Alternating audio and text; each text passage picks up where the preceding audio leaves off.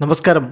റാഫ്റ്റോ ക്രിക്കറ്റിലേക്ക് അവർക്കും സ്വാഗതം. തുടർച്ചയായ മൂന്നാം പരാജയം എന്ന നാണക്കേടിൻ്റെ പടുകുഴിയിലേക്ക് CSK തള്ളിവിട്ടുകൊണ്ട് RCB വിജയിച്ചു കയറുമ്പോൾ ഈ കളിയിലെ റിയൽ ഡിഫറൻസ് എന്ന് പറയുന്നത് ടിം ഡേവിഡിൻ്റെ ഇന്നിങ്സാണ്.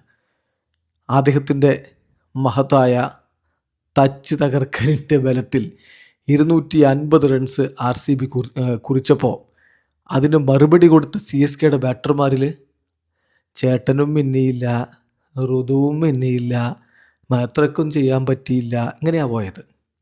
ആകെ സർഫ്രാസ് ഖാനും പ്രശാന്ത് വീറും ജെയ്മി ഒവേർട്ടിനും മാത്രമാണ് ഒരു ശ്രമമെങ്കിലും നടത്തിയത്. അതിൻ്റെ ഫലമായി അവർ 200 കടക്കുകയും ചെയ്തു. ഏതായാലും 207 റൺസിന് CSK ഓൾ ഔട്ട്. അങ്ങനെ 43 റൺസിൻ്റെ തകർപ്പൻ ജയമാണ് RCB നേടിയിരിക്കുന്നത്. CSK തുടർച്ചയായ 3-ാം കളി പരാജയപ്പെടുമ്പോൾ RCB തുടർച്ചയായ 2-ാം വിജയം സ്വന്തമാക്കിയിരിക്കുന്നു. ടോസ് നഷ്ടപ്പെട്ട് ആദ്യം ബാറ്റ് ചെയ്ത RCBക്ക് വേണ്ടി ഫിൽ സാൾട്ടും വിരാട് കോഹ്ലിയും ചേർന്നുള്ള ഓപ്പണിംഗ് കൂട്ടുകെട്ട്. സ്കോർ ബോർഡ് 37 നിൽക്കവേ വിരാട് കോഹ്ലി പുറത്തായി.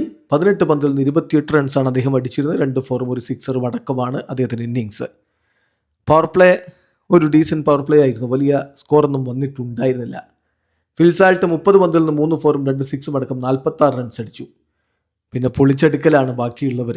ദേവദത്ത് പടിക്കൽ 29 പന്തുകൾ 5 ഫോറും 2 സിക്സും അടക്കം 50 റൺസാണ് അടിച്ചതെങ്കിൽ രജത് പട്ടിദാർ 19 പന്തിൽ നിന്ന് 1 ഫോറും 6 സിക്സറും അടക്കം 48 റൺസ്. സാക്ഷാൽ ടിം ഡേവിഡിൻ്റെ പൊളിച്ചെടുക്കലിൻ്റെ കണക്കൊന്ന് കേൾക്കണം.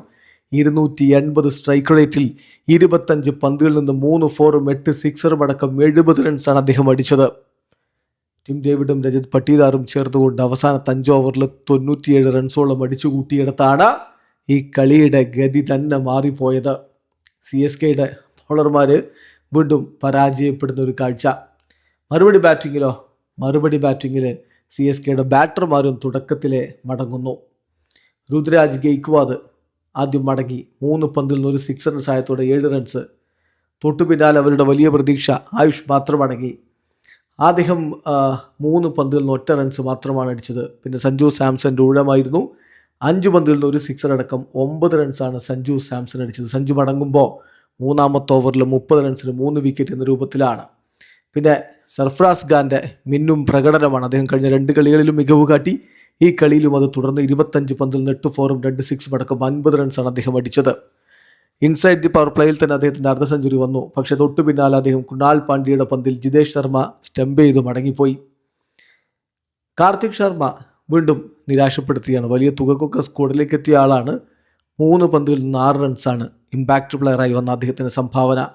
ശിവൻ ദ്യൂബ് ഒരു സിക്സർ അടിച്ചു. 2 ഫോറും 13 പന്തുകളിൽ നിന്ന് 18 റൺസ്. പ്രത്യേകിച്ച് കാര്യമൊന്നും ഉണ്ടായിരുന്നില്ല. പ്രശാന്ത് വീർ മികച്ച പ്രകടനം തന്നെ നടത്തിയിട്ടുണ്ട്. 29 പന്തിൽ 6 ഫോറും 1 സിക്സും അടക്കം അദ്ദേഹം 43 റൺസ് അടിച്ചപ്പോൾ ജെയ്മി ഒവേർട്ടൻ 16 പന്തിൽ 4 ഫോറും 2 സിക്സും അടക്കം 37 റൺസ് അടിച്ചു. കമ്പോജ് 19 റൺസുമായിട്ട് പുറത്താകുന്നപ്പോൾ Noor Ahmad 8 runs, Matt Henry 2 runs. അങ്ങനെ CSK 19.4 ഓവറുകളിൽ 207 റൺസിന് ഓൾ ഔട്ടായി.